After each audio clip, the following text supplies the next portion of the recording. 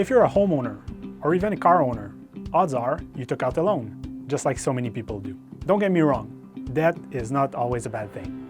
But with all the headlines about the stock market's recent performance, you might be wondering if you should invest some money instead of paying down your debt faster than your minimum payment alone.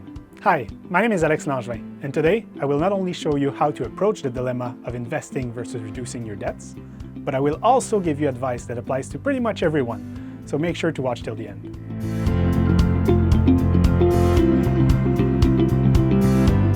Nobody wants to have a mortgage for the rest of their lives.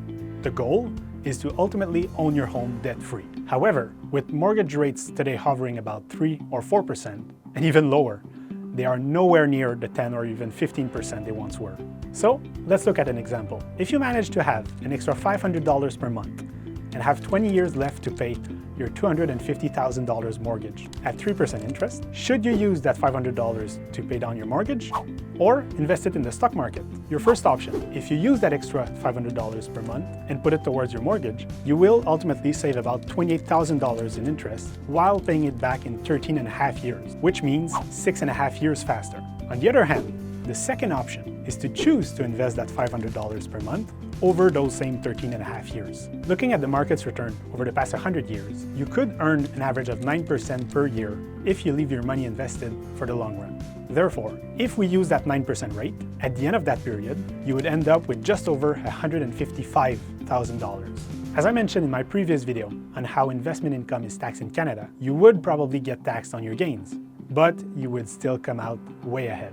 With that example, we can easily see why it's typically better to put your money where it will give you a higher expected rate of return. Since the long-term market return has been better than the mortgage rates for a while now, investing makes more sense if we only look at the numbers. The downside is the fact that the market does not always perform as expected, which means you need to be able to stomach bad periods. There is also a question of discipline. Putting more money on your mortgage is usually a better way to stay disciplined, since it forces you to save your money in a place that is not as easily accessible. If you choose to invest, you really should set up automatic transfers, or you will be tempted to spend the money instead of investing it. Now, let's pause and go back to the current level of mortgage rates. As I mentioned, in Canada, you can currently get 7-year or 10-year fixed close rates below 3%. I cannot stress enough how low that is. If you are my age, you might be too young to realize how high the rates once were. But people in their 50s or 60s surely remember the 15% interest rates.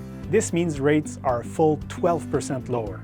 So, if you can renegotiate and lock in your rate at 3% and below, you should do so right now.